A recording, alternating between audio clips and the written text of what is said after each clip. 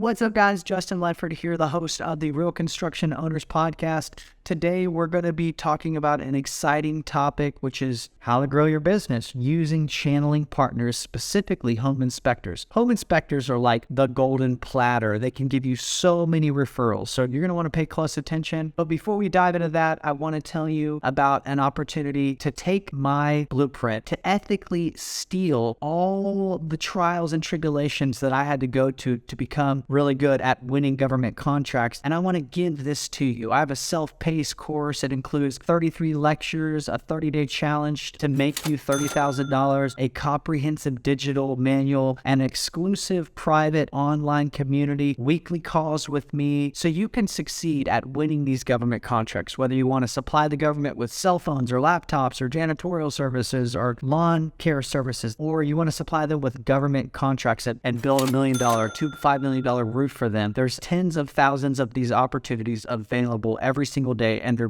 not being bid because there's not enough people bidding them. So if you're interested, I do have some links in the comment down below. Now let's go ahead and get back to the topic. Let's explore how contractors can partner with home inspectors and grow their business. Here we go.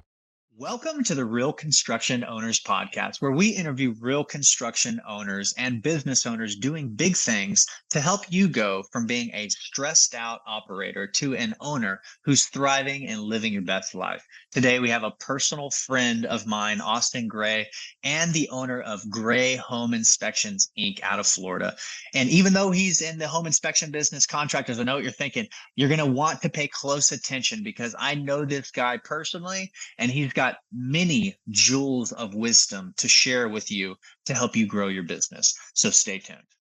What's up, Austin? How you doing today, brother? I'm doing great, man. Thanks for having me on your show. Man, I got to stay busy now that my business runs itself. Might as well connect with great people like yourself. I like living vicariously through you out there in Costa Rica. I'm enjoying it. Hey, every Thursday we talk. We're a part of Go Abundance. You're in my Go Pod, which means we connect weekly. And what has that done for you? Like, what is connecting weekly done for you? What has being a part of Good Masterminds done for you? It just keeps you in the conversation constantly, right? And, before I initially joined any of those groups, I was in one before Go Abundance and still am. And my mindset before I went in there, I was kind of like, okay, I'm doing everything right. My business is growing. I'm going to step into this program here. I'm going to pay this money and I'm going to stay around for a month or two, get the information that I need, and I'm just going to leave.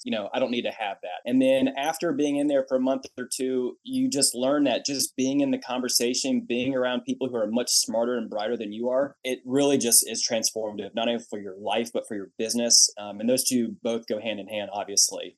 So I love Go Abundance, just being in the conversation with people like yourself, ultra successful individuals from around the country, younger guys. It's just inspirational, and it's been life-changing. Now, Austin, before we dive into the processes, investments, and best strategies to growing a business, I would like our audience to listen in. Why should they listen to you? Tell us your story. Walk us down, the path and the successes you've acquired, so our audience can know, hey, I do need to listen to this guy. Yeah. So we started the business, the home inspection business, back in 2017. And since then, we've now grown to a company of 14 since that short amount of time frame. So we're just now getting to the almost 6-year mark. And during that time and that process, what we've also done is open up a second company. So we own a home inspection company and now a pest control company. So we do a full service pest control, termite, mosquito, everything. And it's really interesting with how the home inspection world is transforming as rapidly as it is. The business model of a home inspector used to be that it was a chuck in a truck or a guy out there just breaking his back, and then you get to a point in life where you're forced out, either through injury or just through age. You just can't simply do it anymore. Now it's really gotten to a point where it's more team oriented. So most of the companies that you're seeing now are home inspection teams. You've got 5 to 200 employees in some of these inspection companies around the country. And one of the things that we really love about the inspection industry is that it is the golden ticket. Typically, when you're going into a property, and what I mean by that is, you go there, you do the inspection, you're finding these people $5, $10, $15, $20, $100,000 worth of issues, and then they may buy it, they may get a reduction in price. So typically when they close in the house, they're already happy with you. So building out other business verticals, such as the pest control company here in Florida, where bugs and roaches and termites just never sleep. Yeah, you're in that swamp. You're in that swamp. So they're like, give me a place to crawl into. Right. So, with that being said, with the pest control, that's just the top of the surface of the water of what we're starting to do here. We're working on a concierge business that basically gets with our customers, and we'll call them for roofing quotes, to replace roofs, mold remediation work. We want to be the center point of contact for all these customers. And what better way to do that by getting in front of them, by not having to pay any sort of advertising for other businesses, right? I know some of the pest control world and some of the areas, your CAC, your cost average for click for pest control is somewhere $300 to $500 in some areas. And we can get in those for those customers for free, and they're already happy with us. And the same thing with the other business verticals. So having a conversation with a home inspector is one that's turning into an interesting one, and we're really happy to be where we are today. Man, so many jewels of wisdom. And in a little bit, I want to hear your story of how this all got started. But let's extrapolate some wisdom right there. Contractors. So this is a home inspector. And if you're a contractor and you don't have a home inspector that you're tight with, go do that right away, because that's called channel partner. He's a channeling partner where he gets the real estate report. He's giving it to the end buyer, the homeowner, and saying, this is all wrong. All this is wrong.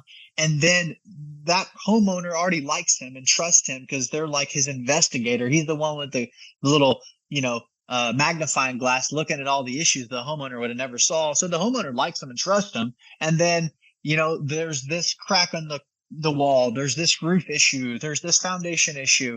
And he can be your go-to channeling partner. And if not him, somebody else in your market that can be your go-to channeling partner. And on top of that, he said something very valuable about the pest control business. When times get tough, recession, people, they want to hold back their money and not buy, that whatever, the Gatorade or go to the movies or whatever secondary non-resource money.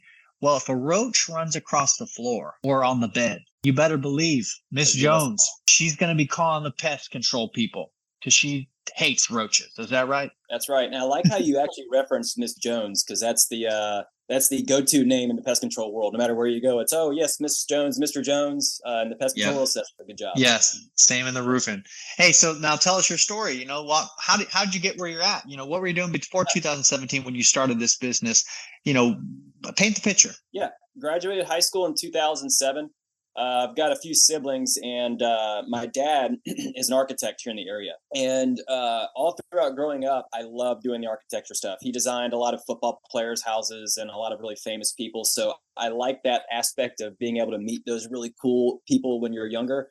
So my goal as a kid growing up was I didn't want to go to college. I just wanted to go work for my dad and be a draftsman and kind of take over that business one day. So I slowly learned how to do AutoCAD. And then after 2007 is when I really took it on. I did that part-time and worked for my dad doing that at nights and weekends. And I did it for almost a decade. And as I was doing that part-time, as soon as I graduated high school, I was doing Northeast Florida's Builders Association. It's called NEFBA, and they had an apprenticeship program that came out right as I graduated high school in 07. It was also the time in Northeast Florida whenever the economy was starting to tank. I initially wanted to go into HVAC work, but they weren't taking anyone on. So I ended up doing plumbing. So I did a lot of new construction, top out work. So I did some high rises that went up in downtown, did some high schools and a dialysis center, did some things for about 2 years. And I figured out that just wasn't for me. After that, I went back to school and got my associates, construction management. And then during that time, that phase of my life, I was like, maybe I don't want to sit in an office all day and do the drafting thing. So when I was going to college, I was still doing part-time work for my dad. And then I went to full-time for about maybe close to 3 years. Got laid off by my dad. He's one of the largest, most successful guys in the state and in the Southeast. And so I was the first person to go. It was kind of an eerie feeling for a year or two whenever it was just slowly getting slower and slower and slower with the custom homes. And so it wasn't a surprise, but at the same time, I was at home, living at home still. So it was more of like, hey, go home, your mom's making dinner type thing, You're laid off, but don't worry, you can go home and eat dinner. Right. Yeah. And so I wasn't mad about it. We had a cool house. I was living on the river. I was able to look at the water. I'm like, all right, I'll just hang out at the house for a little bit. So there was like a brief moment in my life where I was working for Publix, doing part-time work here and there. And, I was like, what do I want to do? Like, that was just kind of in a depressed state, to be honest with you. And during that time was whenever North Dakota was starting to pop off with the Bakken, which was the oil that they discovered up there. And the only thing I heard about it was stuff on YouTube. And my mom said that one of her friend's son went out there. I was like, oh, okay, whatever. Well, on Facebook one day, one of my buddies had posted a post and it had North Dakota in there. I'm like, what the heck is DJ doing up there? And so I pick up the phone. Hey, man, what's going on? Where are you at? Oh, I'm in North Dakota working. It's like, is there any work up there? Is it legit, from what you hear on the interweb? And he's like, yeah, man, I can get you a job. He's like, it's crazy. I said, okay. So I was living at the beach at the time, and my girlfriend, now wife, was in law school. And she was always, if you've ever dated someone or known someone in law school, you're busy 5 days a week, 7 days a week. So I was like, what a perfect time for me to just go away. You're busy. Let me do my thing until you graduate. So I looked at her, and I kind of skipped a step about trying to get in the military, but shoulder issues, they didn't want me in at the time. So I looked at her and I said, okay, well, I can't do this. I'm not going to work at Publix. I said, I'm going to North Dakota. And she's like, what? And I was like, yeah. And, the crazy part was at the time I was driving a 1997 F-150 step side with like that teal color. Yep. And so the first thing that I did is I went online after I told her I was going to North Dakota. Like I was dead set. Like I was going. And you painted it. You painted it, right? Yeah, man. I like painted that picture. You didn't want to show up. You didn't want to show up with pipe fitters and welders and a teal F-150. Yeah. So I get out there and I was, I get online and I find this like truck topper, like used truck toppers in Tampa, Florida. And lo and behold, they had a teal topper that matched a single cab short bed style side truck. I was like, oh my gosh, if this isn't fate, I don't know what is. Yeah. So the next day I drove down to Tampa, picked up this topper, and I came back and I started building it out. My mom helped me. We put blinds in there, and we bought like a cot, and we bought a bunch of stuff to put my clothes in there. We bought a little generator on the back of the truck to power a couple things because I knew I was going to be sleeping in my truck for a little bit. Yeah. There were no hotels out there in Watford City where I was going, and if they were $800 a night. So within 2 weeks, I left, got up to North Dakota, worked up there for a couple of years, got a job in like a week and a half, basically. Called my dad like a week into it, and I said, I'm going home. Like, I can't do this. And he's like, I get it. He's like, good job. You made it out there. And he's like, but give it 2 days. And the next day I got a call from the company like, hey, we're ready to have you on. So luckily that happened. And then isn't that funny how fate does that to you? Like you're at the edge of the gold mine. You're about to hit the gold or the diamonds. You got acres of diamonds in front of you. You just can't see them. And then some people just give up, but some people just keep going, and then they find their blessings. It's cool that you share that, because I've had that happen to me so many times where I wanted to give up, but I just kept going, and I put my head down. I silenced the haters, and then the bounties and the blessings arrived. That's a cool that's a cool story. Carry on. And it's crazy how in some things in life you just remember everything about that day. I remember the shoes I had on when I had that conversation. I remember where I was, what parking lot I was in. I was sitting in the driver's seat, hunched over my steering wheel, just having a moment of almost like an anxiety attack. Like I just drove 2,400 miles up here on a whim, to get a job that I was promised to get. And then all of a sudden, after not getting a job after, 5 to 7 days, it's like, oh my gosh, I just don't know what I did. I don't know what to think, and then luckily it happened. So after that, made great money, made over $150,000 my first year, and then tried to convince my wife to move up there. She was my fiance at that point.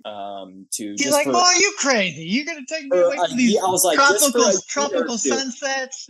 It was something like that. And she grew up in West Virginia. It's always cloudy and cold there, right? So I was like, she'll be fine. Like, we'll make this work. So I drove her up in the new truck that I bought January 1st. And so she saw the 40 below wind chill. Like, it was cold that week. Golly. And so she was like, hell no. So I was like, all right, whatever. I guess I got to go home because she's not going to, marry me if I'm living up here. So I came home and I didn't know what I was going to do. So during that time of trying to figure out when I was going to come home, her dad was the chief mechanical officer for Florida East Coast Railway. And he's like, I can get you on a job at the railroad. And I'm like, doing what? Working on locomotives. And I was like, I know nothing about locomotives or being a machinist, but sure. How much does it pay? And it paid enough, right? And I was like, okay, we can make that work. So I came back, and when I got there, I knew that that was just a stepping stone. I did not want to work for the railroad for the rest of my life. I didn't want to do that. So I said, okay, I'm going to set out a goal to figure out what I'm going to do to get back into the construction world. And I bought a house. And one day, here's fate again. I was supposed to go down to Fort Lauderdale to go pick up a boat. Well, I lost my $1,000 deposit that morning because when I woke up, I had cold feet and I was like, it's just not the boat that I want. I called the guy, and he's like, hey, sorry, I can't give your money back, because we agreed on this deposit. Said, I'm fine with that. So I was outside playing with the dog that day. And then my neighbors to the left of me were selling their house. And this home inspector pulled up. He had a tool belt on, and I walk up to him. And he looked cool. He looked cool, didn't he? Yeah, man.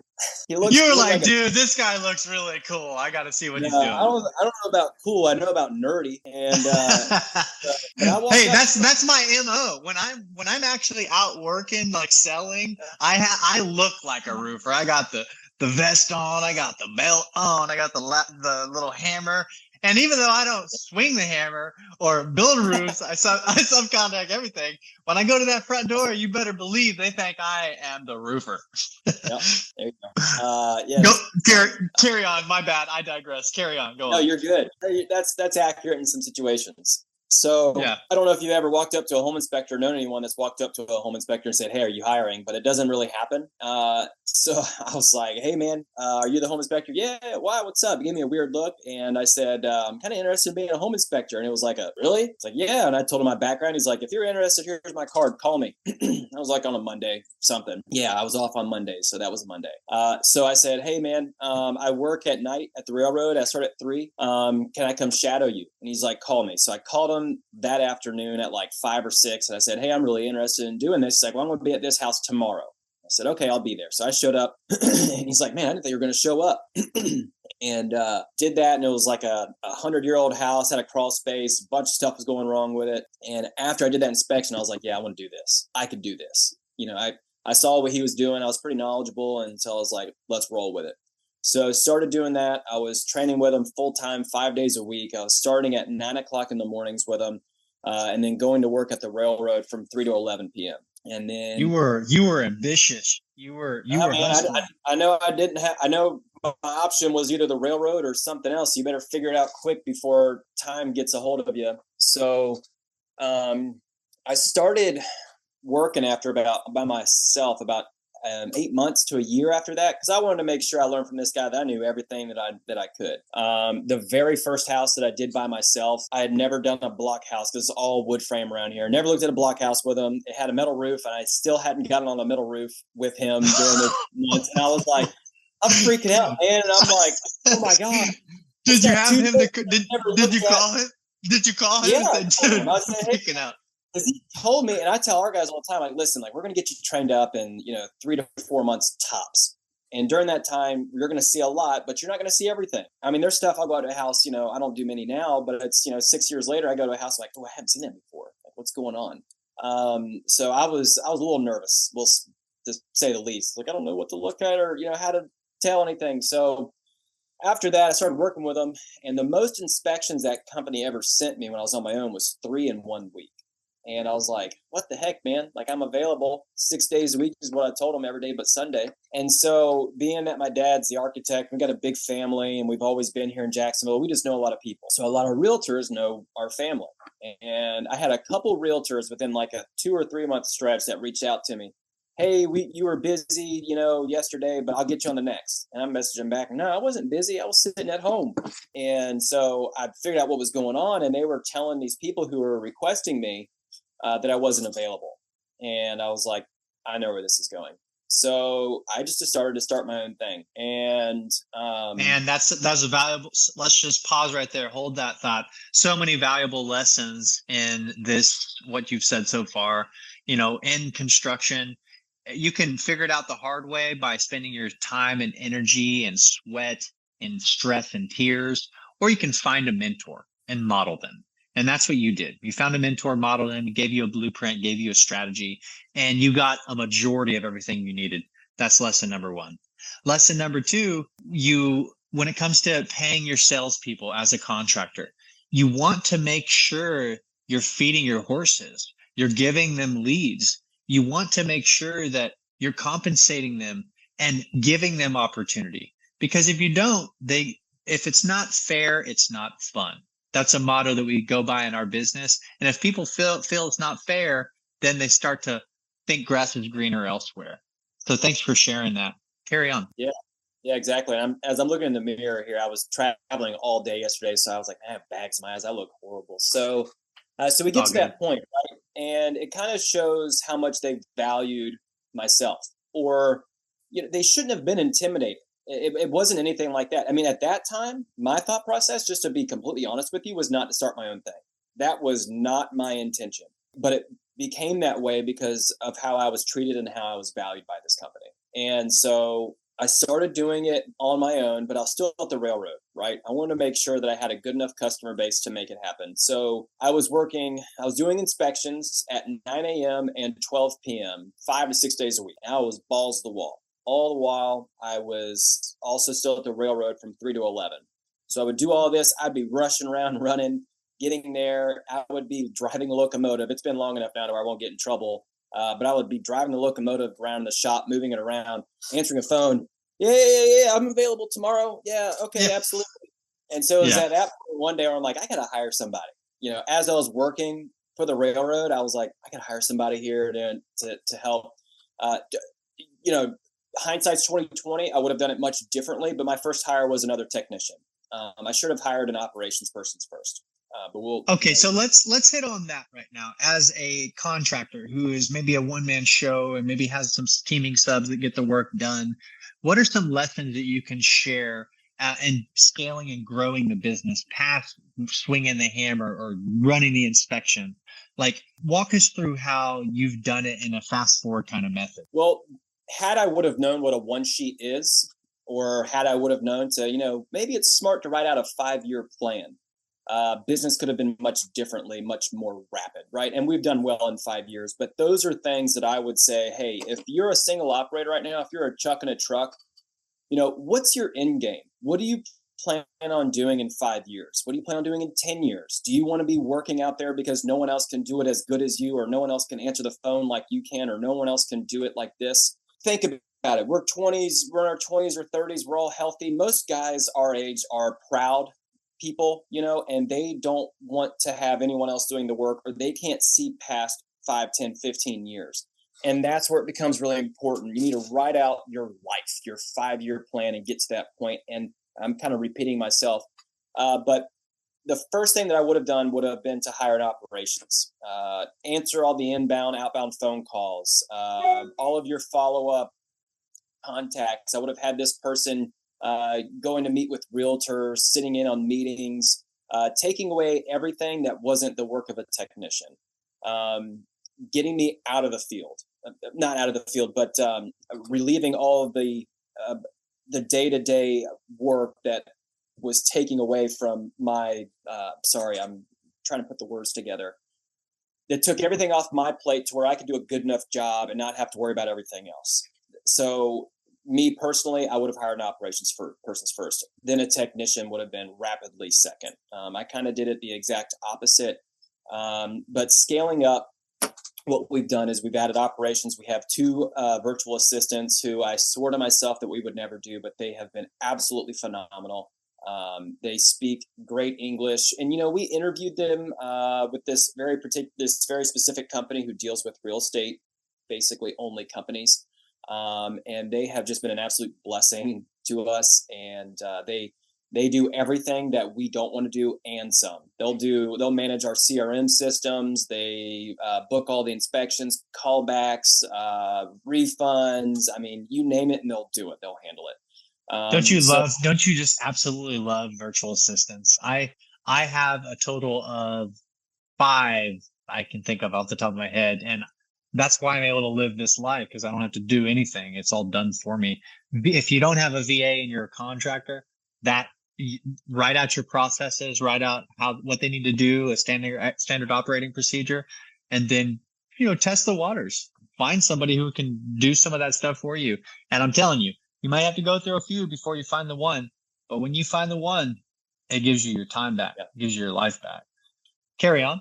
Thank you for mentioning processes and procedures. So I feel like that's an ongoing thing. That's the most tedious thing in a business, but it's the most important thing. If you have a set process, your procedures are clearly written out, you can basically hand your business to anyone. There's a reason why McDonald's is run by 19 and 20-year-olds. It's because their policies and their processes and procedures are so precise and accurate and on the point that they're able to operate the largest company or one of the largest companies in the world by essentially teenagers, right? And if you can model that and have your own set of policies and procedures for no matter what type of work or trade that you're in, you can really scale your business quickly. What would you say is the process you're most proud of in your business? One that we've worked on, specifically for the inspection world, is just getting down the inspection itself. Hey guys, this is how you walk into a house. This is what you do first. This is what you do second, third, fourth, fifth. This is how you review your inspection itself before you leave. The actual process of doing an inspection the way that I did it has been the one that I'm the most proud of, because putting that into words or putting that into writing to give to an individual, then to have them study that, read that. It's one thing to train them, but when they can actually read it, they digest it a little better. But that one's probably the one I'm most proud of because before I had that procedure down, it was, me training that guy in the field for, 3 to 6 months at the beginning until I felt that he was ready. And then I wasn't always following up with guys. I wasn't always reviewing reports or doing things. And I found that my first few hires just started doing things their own ways, but items were getting missed. Our agents weren't happy, right? Because they were used to myself doing it a very particular certain way. So if you're a plumber and you're used to going to a house and, putting on shoe covers or putting out a floor mat before you walk in, or, whatever it may be, if you don't have that written down, if you don't have a guide for your inspectors or your people to work off of, it's very easy to get off the tracks. And we have a field supervisor. He also does inspections, but he will do random site visits. Then we'll do a score card where we go to the house and go, okay, if the house is vacant, there better be a water bottle sitting at the house. If there's a customer that shows up, like, hey, here you go, here's a water. We have like pop-up chairs that we have, like little tailgate chairs, and we'll set that down if it's vacant for the customer, for them to have a place to sit. We always put down our custom-made floor mats at the front door, like, hey, welcome home. Those little things. We want to make sure that they're putting up their ladder properly for safety. We'll take a picture while we're there, and we don't tell them that we're showing up. We just randomly pop up, and they get a scorecard from us. And if it's not up to our standards, then we have to revisit that, and they'll get an additional visit that month as well. So that combined with our procedures of how to do an inspection and how not to do an inspection are probably the two that I am personally most proud of, just because I come from the technician background. Some people will start their businesses not from a technician background, but as a business owner or as a sales guy, and they'll partner with a technician and start a business that way. So, for me, coming from a technician, which is the most common way, that's what I'm most proud of. Man, that's some fire, dude. I just wrote down my hand was on fire. I'm going to put that into my business for my roofing company. I just learned some valuable nugs right there. So let's talk about, what process do you have in place to regularly win new business? Yeah, so we're constantly reaching out to agents. So the bulk of our business comes from real estate agents, and that's just the name of the game in this world. So we have our active CRM system that's set up, and one of the things that we do is we try to do a lot of active touches, right? So how we touch our agents is one of the most important ones that we try to target are agents that go inactive. So if an agent doesn't send us a home inspection within 90 days, that's whenever we consider an agent to be inactive, and we'll go sending them out emails, a $5 gift card, or we'll send them something in the mail with like $1 scratch off lottery ticket. We'll call them, we'll touch them. Hey, how's it going? How was your last experience with us? We'll send them out. This is all, we have everything set up in CRM. But we'll send them like a coupon code. Hey, here's $50 off your next inspection. So that's one of the ways that we retain our business. How we get new business is essentially we target the top 20% of the real estate agents in Northeast Florida. So in general, across the United States, the top 20% of the real estate agents do 80% of transactions. And that's pretty basic and standard. So what we want to have is, in Florida, specifically in our area, we don't have access to that database. So we can't go in and find or search for agents who are doing the most work. So you have to basically become friends with a broker who is willing and able to just send you a list of names that's on the top 20 list or top 20%. So we'll take that list and then we won't bug them, but we'll call those agents and just say, hey, hey, we're calling from Gray Home Inspections. We see, we follow you on Facebook and we see all the work that you like to do. We'd love to tell you or, have lunch, or I don't know the exact script that we use now. But that's how we get new business. We make a lot of phone calls. And then also what's probably been the most effective for us is not the phone calls, because a lot of people don't like that.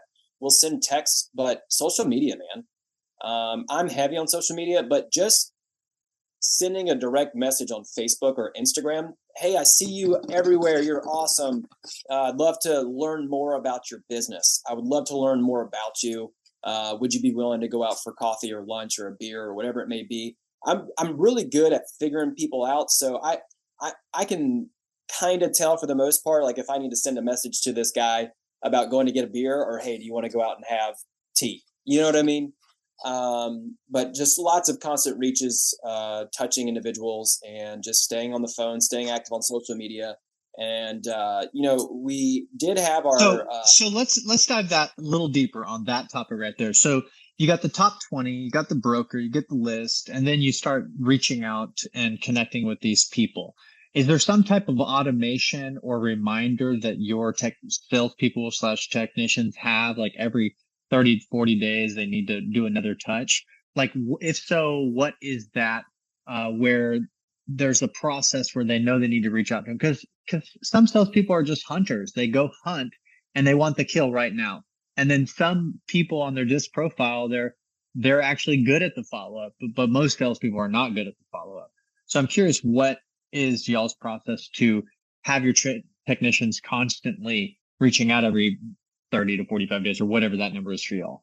And so that's something that we've talked about as far as our technicians, the inspectors reaching out, but that's not something that we have in writing for them to go reach out, because that's not their job to go reach out. But essentially what we do, and that we do ask that they follow up with all the agents after the inspection is completed. And they're really good about that. So we are the most reviewed home inspection company in the state of Florida, except for one guy in Miami. I left you a 5-star review, by the way. I don't know if you saw it. Yeah. I want you to leave one for my company as well. I'll send you the link. Absolutely. Google's power. So that's a process. That's something that you're going to put together, and then maybe have like one of your administrators remind you, or whoever is going to make that call. So you have that repetitive touch. That's what it sounds like. And I think that kind of goes along with our inactive agent list, right? If agents are using us, it's a really personal business. Home inspections is a customer service based business first. So if you're friendly and nice and whatever, naturally your instinct is just to talk to them, or when you're at an inspection, you have conversation, you do it. But I think kind of what you were asking already kind of goes hand in hand with our inactive agent list, right? If you're not talking with an agent within 90 days and they're a top producer, something happened there. They either had a bad experience with us, or our price is right, or another competitor came in who they like more just because maybe they just mold better with that person. So that's already something we have in place, that 90-day mark. We don't want to touch them once a month. It's going to get annoying. Like, hey, no, we were just together, 3 weeks ago. Leave me alone. So we look for 90 days. I got you. That's good information. That's very good information. Now, what's a characteristic or habit that you instill that's made you so successful as the owner? Just being personable. I'm not the best inspector in the world or in the state. Hell, probably not in Jacksonville. I'm good at what I do. Don't get me wrong. Like, I'm pretty good. But so are my guys. But what we look for when we hire an inspector, and what I've instilled in them, is we don't hire the person with the highest IQ. We hire the person who's most personable. I could teach any one of you guys who are watching this video and your wives how to be a home inspector, right? And I'm sure the guys watching this can also say the same thing. Yeah, I can teach just about anybody to do carpentry, or I can teach anyone to be a roofer. It just takes time. But with the inspection side, because it is so personable, you're constantly having conversations with your real estate partners. You get intimate with your customers. You're walking into their house. They're trusting you with this $1 million purchase. You just have to be friendly. And our company has blown some of our competition out of the water. People who have been in business for 20, 30 years, and they are still stuck in this rut, or they're still stuck with just one inspector that they've had for the last 5 or 10 years. And it's because they're great inspectors, but they just don't know customer service. So giving the person or the individual the Chick-fil-A experience or the Disney World experience is really what we strive for. And that's what I instill in our guys. Call people, be friendly, laugh with them, joke with them, just be a normal human being. And I think that's the best attribute that I've given to our people. Hey, we're not robots. We're people here. Okay. So just have fun. We're here to do a job. We're here to be serious. It is serious, but we're also here to have fun. And I love that. I love that. Give people the Chick-fil-A or the Disney experience. I'm going to put that in my weekly meetings. Now, what's the last book that you read cover to cover that you could share and a lesson you learned from it? What is the last book? I read so many. So the last one that I reread it, but I read the Almanac of Naval Ravikant. Great guy. Okay. And the lesson you would learn from it, you could share? I don't know why I'm struggling so bad to tell you because it's not a book. I didn't just say the most popular book that everyone reads, right? Like it's kind of an unusual one. So, I think a part of that book, he just talked about, almost getting to know yourself better. I know we've talked about it, but he was one of the main reasons why I started doing cold therapy and cold showers and meditation. So that is one of the things that I just, again, took from that is just the meditative part of your life, like how transformative that can be. And I've talked about this before in the past, but before I read that book, it was weird to me to want to go and meditate. Like, what is meditating? Dong, you know what I mean? Like, what is it? And so I didn't even want to try it. But rereading that and just like circling myself around other individuals like yourself and just having that book reiterate what he says is just, I'm sorry, I'm not putting this into words. Okay. But just kind of reiterating how important it is to take care of your mental self as well as your physical self. And he touches on that in that book. And we only get one life, and we can hustle into the midnight hours and grind away, but then we burn out. So it sounds like that book has taught you some lessons about balance. It sounds like it's taught you some lessons about finding yourself. It sounds like it's taught you some lessons about going deep within to understand who you are. We could have made that comment about 5 minutes less had you had just said that. That was perfect. Oh, hey, you know what? That's what I'm here for. So I have to ask you, what is the best tip you can give an owner who's leading a team who wants to leave a legacy? I love the tough questions. Maybe I'm gonna have to circle that. What do I want to be known for? And are you referring to what do you want to leave as a legacy to your? So you're talking to owners and they're leading a team of people. And what tip would you give them, or strategy or principle that has helped you and that they want to leave a legacy? Like, what tip could you give them on leading and building a good culture? Be firm but fair. Call your people, have a conversation. Don't let it go too long without just reaching out, right? Because inspectors, we work autonomously. We're out by ourselves at these houses. And at the beginning, I struggled with that, to just go and reach out because we all got so busy. There were times where I would go 2 or 3 months at the beginning and I didn't talk to my guys. It was, hey, send me your payroll sheet, and we'll send it out, because I struggled as a business owner getting it started to actually want to start to step away and get out of the field to where I was working 70, 80 hours a week. What time do I have to go reach out to my guys, right? Like, they're all making money, but it's important to reach out to them and to have conversations. So the legacy that I would want to leave is just to make sure that they know that you care. And just a random phone call. Hey, remember your kids, or remember your employees, their spouse's name. If you have a paycheck system, we use paychecks, but if you have a payroll system, you can put custom notes in there, their dog's name, their daughter's name. And I'll do that. I'll call my guy, Jeff. Hey man, how's Leighton doing today? I know you said she had a sore throat the other day. Is she better? right? Just, when the boss calls and they're asking about your daughter or your son, going to daycare, your wife, the surgery that they had, that goes a long way, right? Amen. Amen. I appreciate you saying that. I learned from another Go Bro on my podcast. He said he calls it the alignment conversation that he has with his wife, but he also has it with his workers. And here it is. The alignment conversation is once a week. And what it does is it's a relationship recharge. It's 4 questions. The first question is you ask your teaming partner, the person that works for you, or your wife. And me and my wife started doing that, and we felt like recharged the first time we did it. And I started doing it with my team, and they just they opened up to me. And so I'm going to teach this to you. First question is, what did you do well this week? Share with me. What did you do well? And then let them talk. And then say, are you open to, and then from that, say, these are the things I appreciate about you. What did you do well this week? These are the things I appreciate about you. And you tell them that. And then you ask them, what could you improve on? And they'll say whatever. And then that's where you say, are you open to suggestion? And you can give a few suggestions, but they have to say, yeah, I'm open. What do you got? So that's question number 2. What could you improve upon? Question number 3, what did we as a company do well this week? Or if you're talking to your wife, hey, what did I do well this week? And then your wife would tell you, well, you did well this week. Or your worker would say, oh, we as a company did well this week, blah, blah, blah, blah. And then